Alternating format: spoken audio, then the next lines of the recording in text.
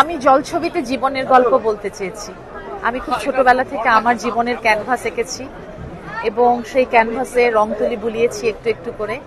আর আমার মনে হয় যে জীবন আসলে তাই, কেউ হয়তো বোঝে, কেউ হয়তো বোঝে না, প্রচ্ছন্ন বা কখনো কেউ বুঝে কিংবা অবচেতনে আমরা প্রত্যেকে এই জীবনের ছবি আঁকি এবং সেজন্যই আমার এই উপন্যাসের নাম, আমার এই গ্রন্থের নাম জলছবি।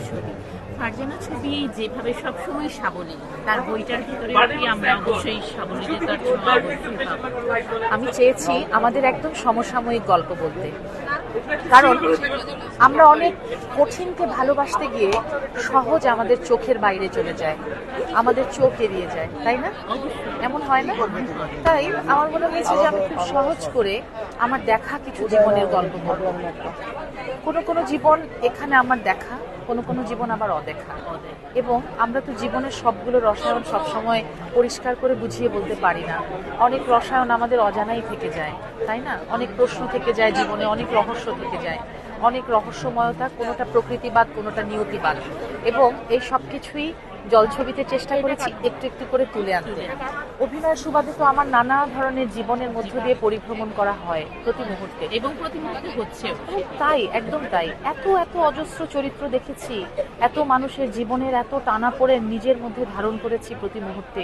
আপনারা জানেন যে আমি সবসময় বিভিন্ন ধরনের বৈচিত্র্যময় চরিত্রে কাজ করি, তো এইসব বৈচিত্র্য আমরা এই চরিত্রগুলো কিন্তু খুব সাবলীলভাবে আমরা দেখি, ফুটে মনে হয় যে জীবন তো আমরা সেই চরিত্রটিকে দেখছি। আমার খুব চেষ্টা থাকে, জানেন, আমি খুব যখন যে চরিত্র অভিনয় করি একদম ডুব দিয়ে থাকি, আর খুব চেষ্টা করি যে খুব পুঙ্খানুপুঙ্খভাবে সূক্ষ্ম বিশ্লেষণে সেই চরিত্রগুলো আপনাদের সামনে উপস্থাপন করতে। তো এত চরিত্র দেখেছি, সব চরিত্র তো আসলে একটি গ্রন্থে তুলে আনা সম্ভব নয়, তার মধ্য থেকে বিশেষ কিছু আমরা পেয়েছি, কিছু চরিত্রকে এনেছি যে চরিত্রগুলো হয়তো কখনো আমার কিংবা কখনো আপনার প্রতিনিধিত্ব করবে, কিংবা পাশের বাড়ির কারো, আমাদের সমাজের অসংখ্য মানুষের জীবনের জলছবি আঁকবে এবং প্রতিনিধিত্ব করবে। আর আমি লেখার ক্ষেত্রে খুব সহজ কথ্য ভাষা বা সহজ শব্দের বাইরে গিয়ে আমি একটু সাহিত্য মানটা ধরে রাখার চেষ্টা করেছি। আমি চেষ্টা করেছি যে আমাদের পাঠক, আমাদের বাংলার একটা বিশাল ঐতিহ্য আছে, আমাদের বাংলার সংস্কৃতির ইতিহাস অনেক লম্বা, অনেক সুদীর্ঘ। তাই আমাদের যেই ভাষার জন্যে মানুষ প্রাণ দিয়েছে, একমাত্র বাঙালি জাতি যারা ভাষার জন্য প্রাণ দিয়েছে, পৃথিবীতে আর কোনো জাতি কিন্তু ভাষার জন্য প্রাণ দেয়, এবং সেই জন্য আমাদের 21শে ফেব্রুয়ারি সারা পৃথিবীতে আন্তর্জাতিক মাতৃভাষা দিবস হিসেবে পালিত হয়। তাই এই যে আমি না কথাটা বলছি আর আমি শিহরিত হচ্ছি, জানেন, আপনার কথা শুনে আমিও মানে কি অহংকার, চিন্তা করে দেখেন, আমার 1971, আমার 1952, আমার 1947, এই করে করে আমাদের জীবনে যে এই যে অধ্যায়গুলো, এই অধ্যায়গুলো কিন্তু আমাদের অনেক গল্প, মনের ফ্রেমে আমাদেরকে অনেক গল্প দিয়ে গেছে কিন্তু, তাই না? তাই আমরা যদি আমাদের ইতিহাস ঐতিহ্যকে ভালোবেসে, আমাদের ভাষাকে সম্মান করে, আমাদের বাংলার ভালো শব্দগুলো পাঠককে উপহার দিতে পারি, সেটা কিন্তু আমার জন্য গৌরবের। এবং আমি অভিনয় শিল্পী হিসেবে আমি চেষ্টা করেছি আমার পাঠক যেন আমার বইটি পড়ে অন্তত ভালো 20টি বাংলা শব্দের সঙ্গে তার পরিচয় হয়।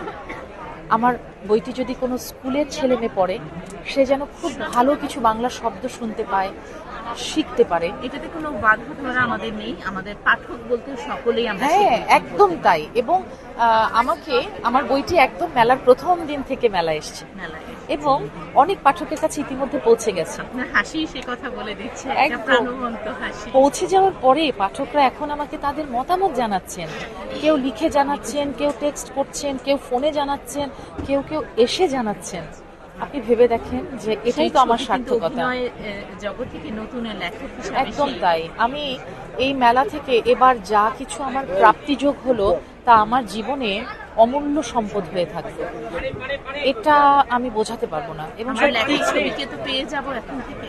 আমি খুব চেষ্টা করব আমার এই লেখার ধারাবাহিকতা ধরে রাখতে। আমরা একটা চরিত্র পেতে চাই ছবি থেকে, যাতে আমাদেরকে আমরা খুঁজে পাই সেই চরিত্র। সত্যি তাই, আপনিও খুব দারুণ করে বুঝে কথা বলছেন, আমার খুব ভালো লাগছে। কারণ যখন কারোর সঙ্গে আমরা কথা বলি, সে মানুষটি যখন আমার কথায়, আমার শব্দে সংযোগ করতে পারেন, নিজেকে সংযোগ ঘটে, তখন হয় কি যে কথা বলে আরাম পাওয়া যায়, এবং আপনার সঙ্গে আমার তাই হচ্ছে। এবং আমি তাই ভাষার সাবলীলতা, বাক্যের গঠন সবকিছুতে চেয়েছি যে পাঠককে একটা সাহিত্যের স্বাদ দিতে। কতটুকু পেরেছি জানি না, আমার প্রথম লেখা নিশ্চয়ই অতটা পরিণত হবে না, এটাই খুব স্বাভাবিক, কিন্তু আমার চেষ্টা থাকবে, ভালো চেষ্টা, আমার শুদ্ধ প্রচেষ্টা থাকবে। আর আমার এই শুদ্ধ প্রচেষ্টাকে আমি আগামীতে সামনের দিকে এগিয়ে নিয়ে যেতে চাই আমার কলমকে সঙ্গী করে। আমাদের সকলের সহযোগিতা থাকবে সেই জলছবি, যাতে আমাদের প্রতিটা ঘরের চরিত্র আমরা ছবির মাঝখানে ফারজানা ছবির হাত থেকে আপনি তো আমাকে সহযোগিতা করেই ফেললেন, এই যে আমার কথাগুলো আপনি লক্ষ কোটি মানুষের কাছে পৌঁছে দিচ্ছেন, এটাই তো একটা দারুণ প্রাপ্তি, তাই না? আমরা এভাবে কিন্তু ফারজানা ছবি যাতে সবসময় এভাবে সাবলীলই থাকে, এই চাওয়াটাই আমি আমাদের থাকে। আমি খুব সাবলীল, আমি খুব সহজ, আমি খুব সাদামাটা জীবন যাপনে অভ্যস্ত, সাদামাটা জীবনে বিশ্বাসী। এটা আমরা জানি, আমি অনেকেই জীবনের জানে। একটা ভারসাম্য চেয়েছি সব সময়। আমি খুব সুখী মানুষ, আলহামদুলিল্লাহ। এবং আমি সুখী মানুষ বলেই আমি অন্যকে সুখ বিলাতে এসেছি এই বইমেলায় আমার বই হাতে, জলছবি নিয়ে। জলছবি চমৎকার। এই জলছবি আমরাও যদি বইমেলা শেষ হয়ে যায় আমরা তো অবশ্যই রকমারিতে পাবো। জি, আমরা সেই জলছবিটা পড়ে নিব, কেননা এটা কিন্তু বাঁধানোর নিয়মে আমরা সকল বয়সের জন্য করতে পারি, এবং এমনও হতে পারে আপনি আপনাকেও খুঁজে পেতে পারেন সেই জলছবিতে। আর যদিও না পাওয়া যায়, আমরা অবশ্যই পরবর্তী 2025-এ নিজেদেরকে খুঁজতে হলেও চলে আসবো ছবির আরো কাছে। একটি খুশির খবর দেই, আমার এই মেলায় অনেক ছোট ছোট শিশুরা আমার এই বইটি সংগ্রহ করেছে, বাহ! যারা হয়তো এখনো বাংলা বানান ভালো করে পড়তে পারে না, ভাঙা ভাঙা ভাঙা ভাঙা। আমি তাদের বাবা মাকে বলেছি যে রাতে ঘুমানোর সময় একটি পাতা করে সন্তানকে শোনাবেন, বাহ! এবং এই যে বই পড়ে শোনানো, আমি বলেছি যে অর্থের মূল্যেই তো কিনে নিয়ে যাচ্ছে বইটি, তাহলে তখনই এই কেনাটা সার্থক হবে যখন আপনি বইটি পড়বেন। আপু কি মনে করেন না যে ডিভাইসের দুনিয়া থেকে আমাদের শিশুদেরকে আনার জন্য এইরকম কিছু বই যদি এক পাতা করে শুনিয়ে আমরা ঘুম পাড়াই, তাহলে ভালো কিছু সৃষ্টি হবে? অবশ্যই অবশ্যই, হয়তো শিশুদের জন্য এই মুহূর্তে বোঝা একটু কঠিন হবে, কিন্তু আমরা এই নিজের যে- মতো করে বুঝিয়ে হ্যাঁ, নিব। কিন্তু এই যে শৈশবে এই শব্দগুলো তার ব্রেনে ঢুকছে, আমি কোথা থেকে শিখেছি?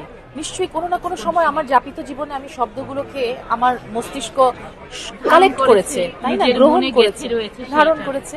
তাই ওই শিশুরাও নিশ্চয়ই ধারণ করে রাখবে। এবং শিশু বয়সে 1 থেকে 5 বছর বয়সের মধ্যে প্রতিটি মানুষ তার মস্তিষ্কে যা কিছু ধারণ করে, সে আজীবন সেই শব্দ, সেই কথা এবং সেই আচরণ ও জীবনবিধি কিন্তু সে বহন করে যায়। তাই আমরা কিন্তু আমাদের শিশুদেরকে 1 থেকে 5 বছর বয়সের মধ্যেই জীবনের সবচেয়ে সুন্দর স্বাদটুকু দেবার চেষ্টা করব।